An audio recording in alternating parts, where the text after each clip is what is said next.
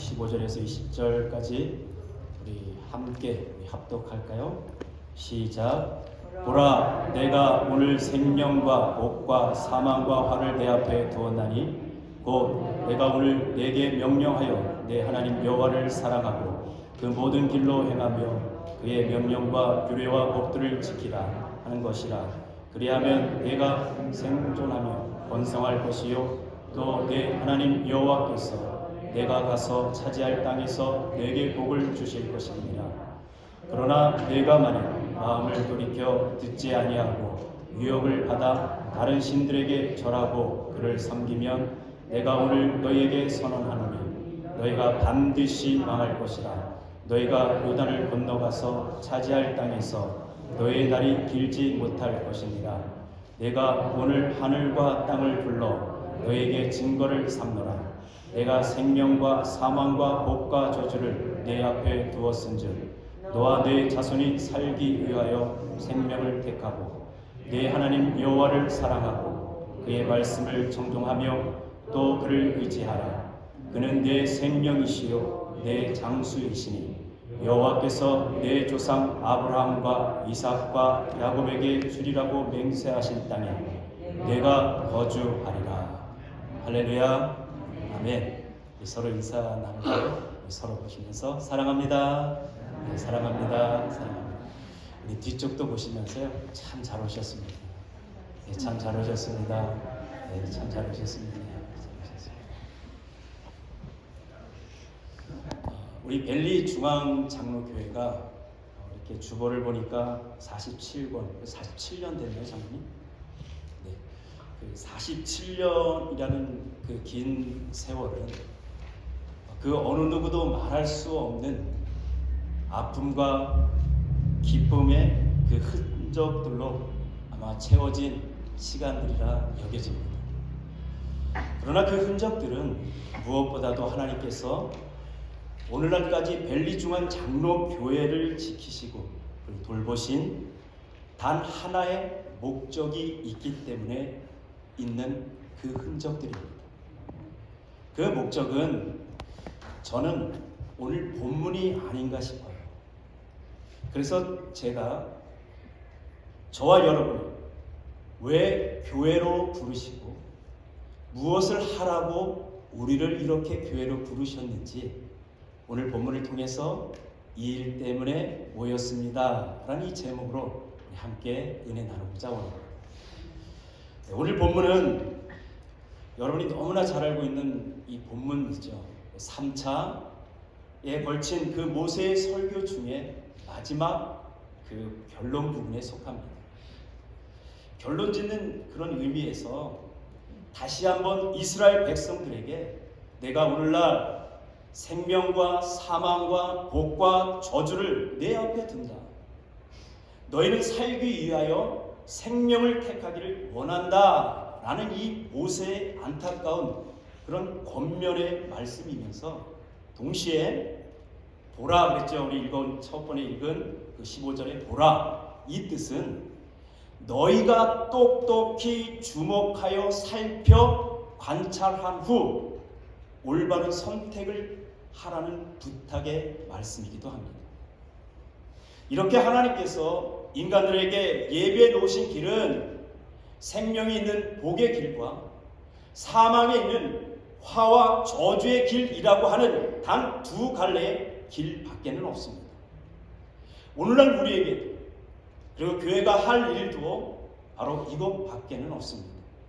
생명을 택하게 하고 생명을 생명되게 하며 저주와 사망을 택하지 못하게 막는 이 일이 바로 저와 여러분에게 맡기셨습니다. 믿으십니까? 아멘. 이 일 때문에 저와 여러분을 부르셨고 이 교회라는 공동체로 우리를 하나로 묶어 놓으셨어요.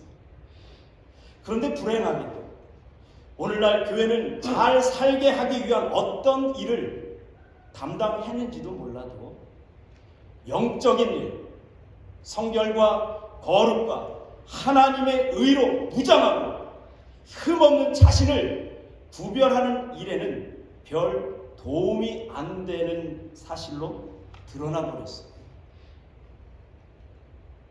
어디서 드러났을까요? 바로 성도들의 삶에서 들통이 나와버렸어요. 조금도 그리스도인의 모습을 찾아볼 길이 없고 도무지 하나님의 자녀다운 열매를 발견할 수 없는 데에서 들통이 나버렸습니다. 그러나 저는 여러분에게 감히 말씀드릴 수 있는 것은 비록 내 모습이 부족해 보일지라도 이 모습 이대로 하나님은 나를 지금도 하나님의 거룩한 자녀로 만들기 위해 일하고 계신다는 사실입니다. 믿으십니까? 어떻게 알 수 있느냐고요? 여전히 우리 앞에 오늘 본문처럼 생명과 복과 사망과 그 저주를 우리 앞에 두시면서 우리 보고 선택하라 하는 하루의 삶을 주시기 때문에 그렇습니다. 이 하루는 어느 누구에게나 공평한 하루이고 오늘입니다. 동시에 그 어느 누군가에게는 생명과 사망과 화해 복의 그 갈림길에서 주님을 만나기도 하는 그 하루입니다. 또 주님께 돌아오는 시간일 수도 있는 오늘 하루입니다. 또한 신앙을 게을리했던 자가 주님을 깊이 만날 수 있는 오늘일 수도 있습니다. 그러면 왜 이렇게 오늘이라는 시간 속에서 우리 보고 선택하라고 이렇게 권면하실까요? 16절 말씀입니다. 우리 16절 말씀을 우리 함께 읽어볼까요? 시작. 곧 내가 오늘 네게 명령하여 내 하나님 여호와를 사랑하고 그 모든 길로 행하며 그의 명령과 규례와 법들을 지키라 하는 것이라. 그리하면 내가 생존하며 번성할 것이요 또 내 하나님 여호와께서 내가 가서 차지할 땅에서 내게 복을 주실 것이니라. 할렐루야. 아멘.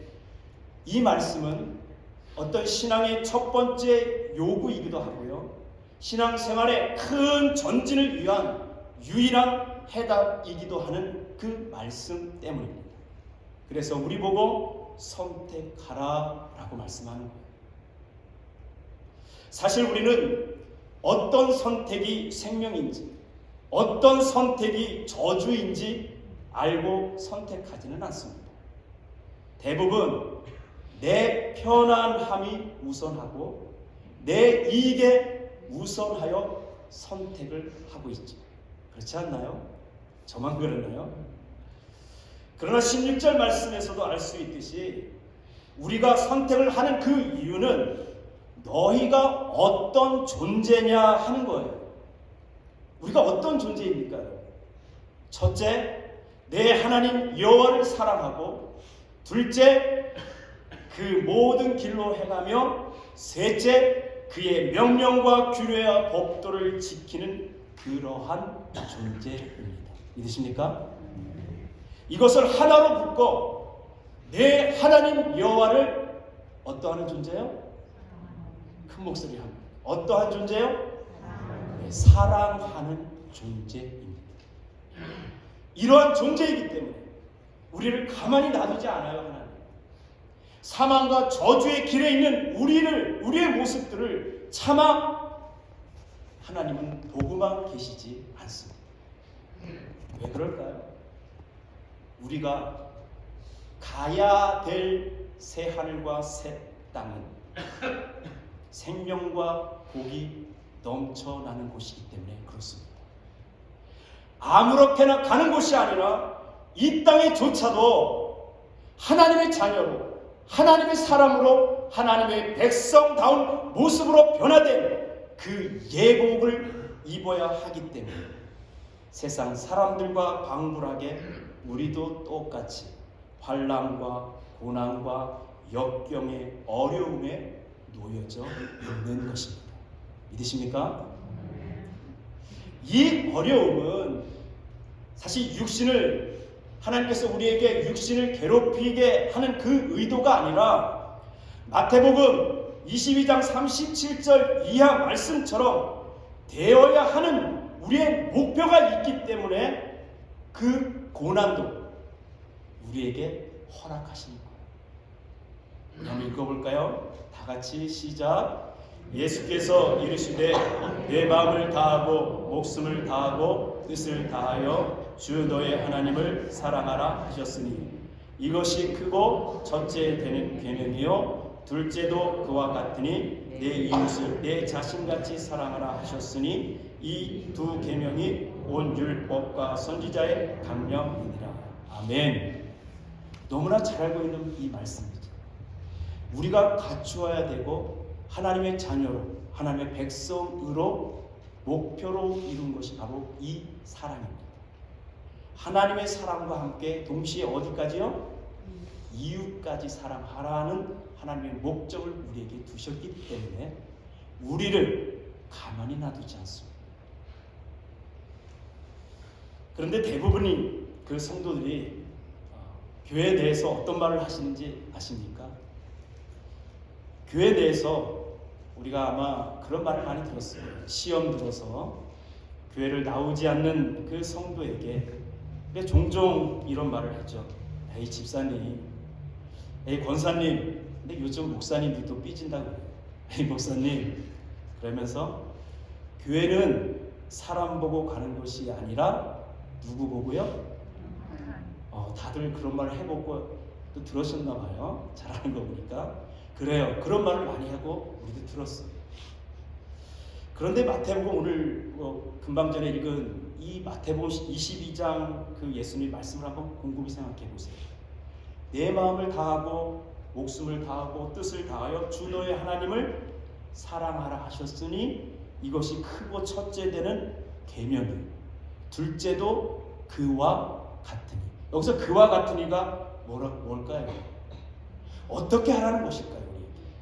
내 마음을 다하고 목숨을 다하고 뜻을 다하여 주 너의 하나님을 사랑하는 것 같이 내 이웃을 내 자신같이 사랑하라 그러시는 거예요.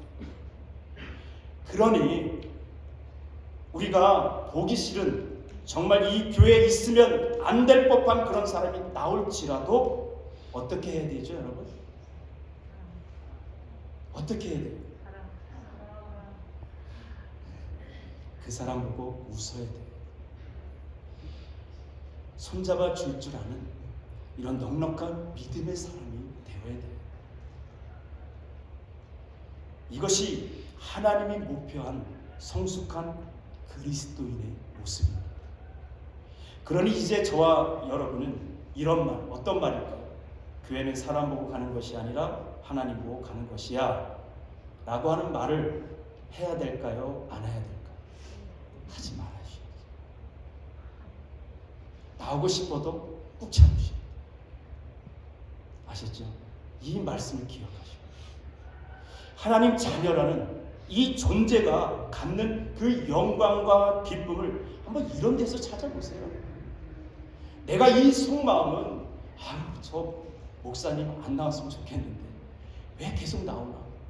라고 하는 말을 하고 싶어도 어떻게 해요? 꾹 참고 웃어 넘길 줄 알아요. 그래서 손잡아주고 넉넉히 이해하며 받아줄 줄 아니. 그러한 데서 한번 주님이 주시는 그런 영광과 기쁨을 한번 찾아보세요. 아이고 누구네 자녀가 기도를 많이 했더니 돈을 잘 벌더라. 아유 누구네 그 권사님이 기도를 그렇게 하더니 큰 집을 샀더라. 정말 이런 데서 기쁨을 찾지 않았으면 좋겠어요. 제발 플리즈 한번 따라 해볼까요? 나는 하나님의 귀한 존재다. 이듯이 내 옆에 있는 그 성도도 귀한 존재입니다. 옆분과 인사할까요? 정말 집사님, 권사님 귀한 존재입니다.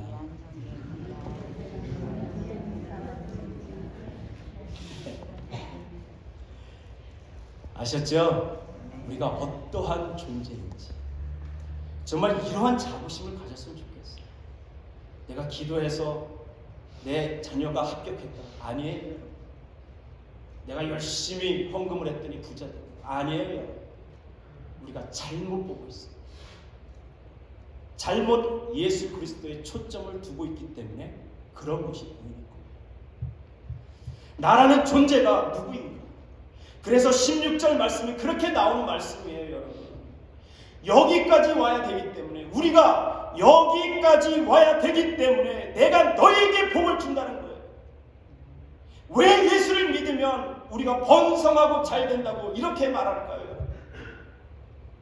기도를 많이 했어요? 헌금을 많이 했어요? 아닙니다.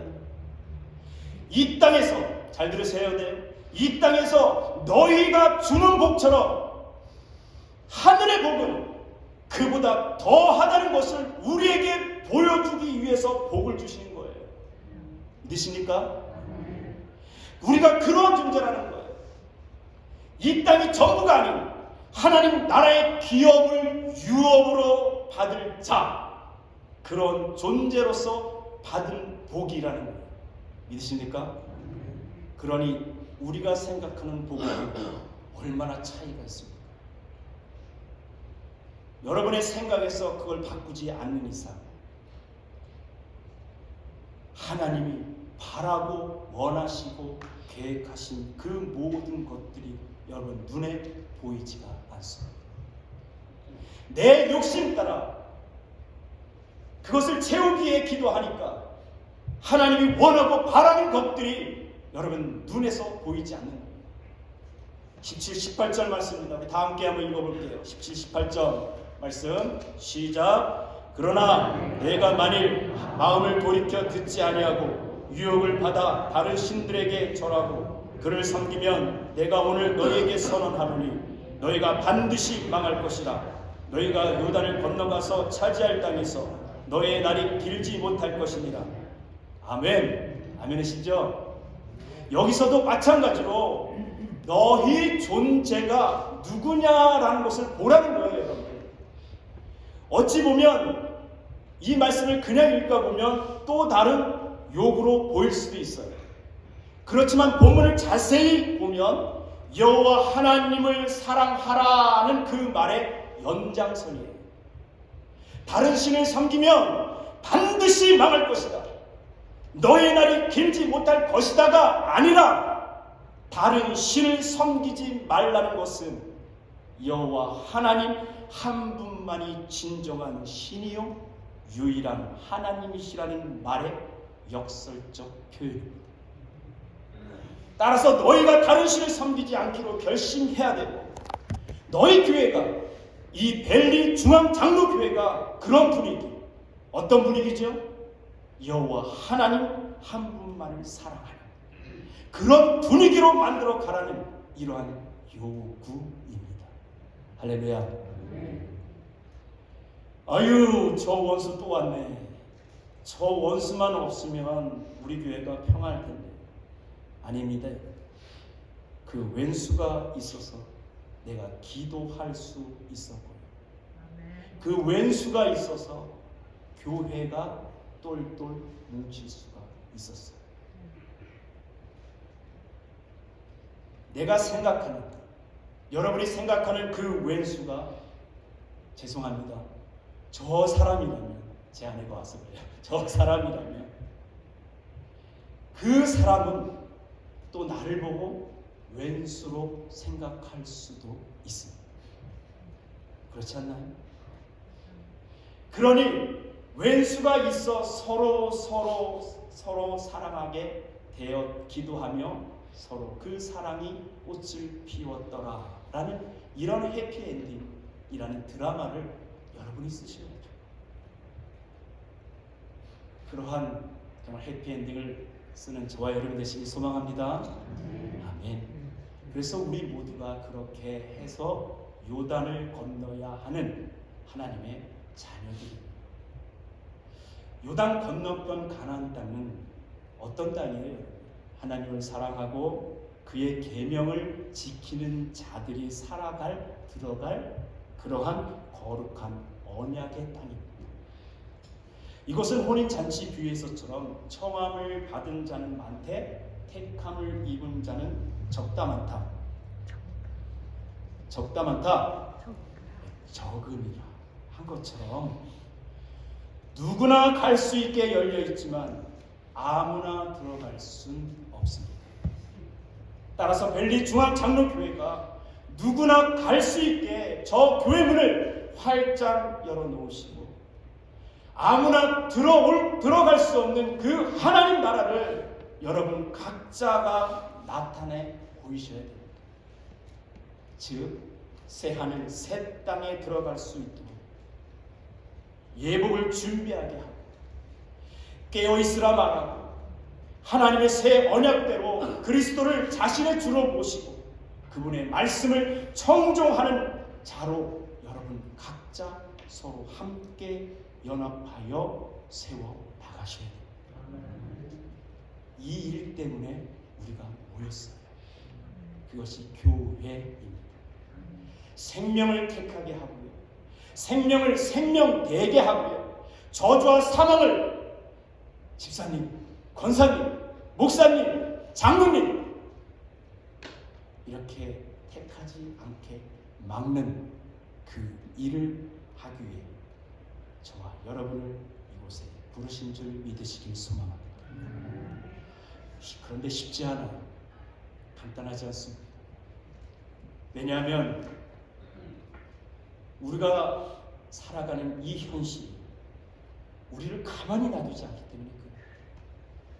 끊임없이 우리를 그 현실을 바라보게 하고 끊임없이 다른 신을 더 찾게 하고 원하고 바라고 기도하게 만들고 있기 때문에 그렇습니다. 여기서 다른 신이야 하나님보다도 더 중요한 것들, 돈, 권력, 자녀, 눈에 보이는 세상 모든 것들을 말하는 다른 신입니다. 사랑하는 우리 벨리 중앙 장로교회 성도 여러분, 한 번쯤 지금까지 내가 얼마나 신앙생활하면서 반듯하게 그 믿음 생활한 것이 있나 여러분 한번 생각해 보시기 바랍니다. 아마도 대부분이 그렇지 않은 때가 훨씬 더 많았을 거예요. 저도 마찬가지예요. 솔직히 우리가 어디 나가서 나는 예수 믿는 사람입니다 라고 말하기가 참으로 부끄러운 존재들이 아닌가 싶어요. 만약 예수를 믿는다는 어떤 모습, 그리고 세상 사람들과 다른 어떤 그리스도인의 향기가 여러분 속에서 또 내가 저인 이 목사의 한 길 걸으면서 조금도 찾아볼 길이 없다면, 그리고 그 모든 사람들이 그냥 교회만 다닐 뿐이라면 죄송합니다. 이보다 불쌍한 영혼이 없습니다. 달라지셔야 돼요. 오늘보다 내일이 달라야 되고요, 내일보다 영원을 준비하는 여러분 되시길 소망합니다. 신명기서를 기록하고 있는 모세 역시도 우리와 별반 다를 바 없는 사람이었어요. 그렇지만 그가 이렇게 마지막으로 이 후손들에게 말씀을 전하기까지는 무엇보다도 하나님을 사랑하고 의지하는 것이 인생의 가장 값진 것임을 그가 알았기 때문에 그렇습니다.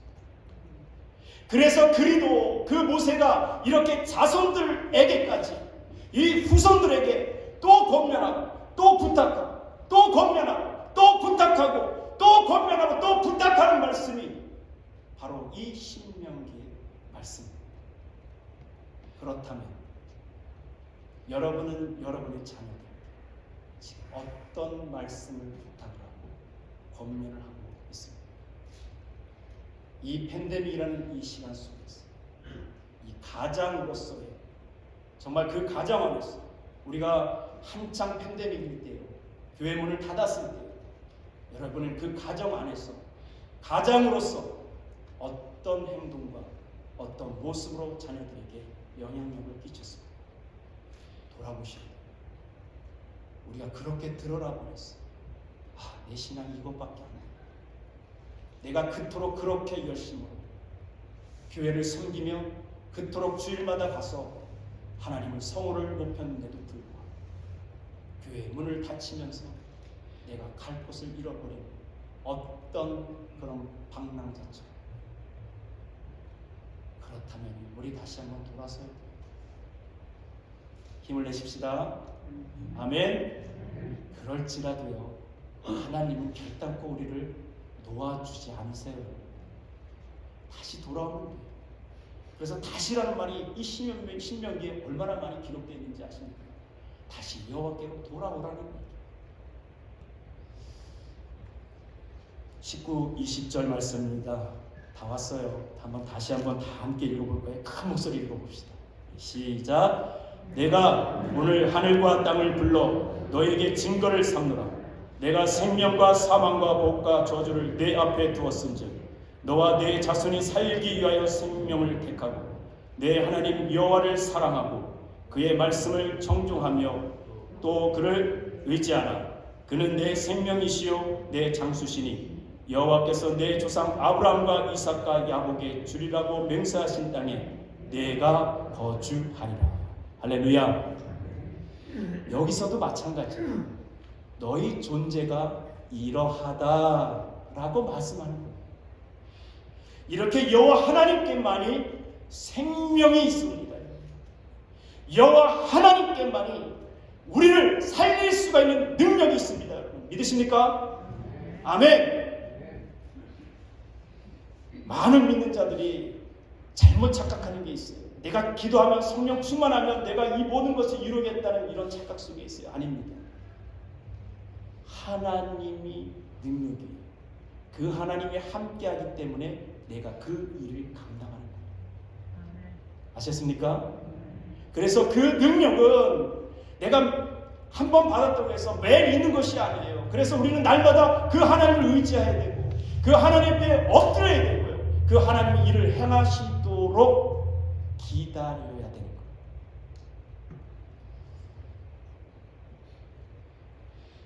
이렇게 모세는 거듭 내 하나님 여호와를 사랑하라. 그의 말씀을 청종하라. 그를 의지하라. 라고 이렇게 당부하는 겁니다. 사람들은 교회가 아름답고 프로그램이 화려하다고 해서 그 교회에 머물지 않습니다. 오직 머물고 그 자리에서 하나님을 찾을 수 있는 것은 그 교회와 성도들이 정말 생명을 택하고 있는가, 하나님 말씀대로 순종하며 살아가려고 애쓰고 있느냐에 달려 있습니다. 믿으십니까? 십자가 외에는 도저히 해결할 방법이 없는, 그렇게 몸부림치면서 싸우는 약복강 나루터에서 야곱이 천사와 씨름하듯 여러분들 그렇게 씨름하셔야 돼요. 오늘 여러분 말씀을 읽었죠. 이 말씀 가지고 한번 한 주 동안 씨름 한번 해보십시오. 아유, 저 왼수 왜 왔나, 이런 말을 담지 않도록 주 여호와 하나님을 더 사랑할 수 있도록 여러분 한번 한 주 동안에 이것과 한번 싸우십시오.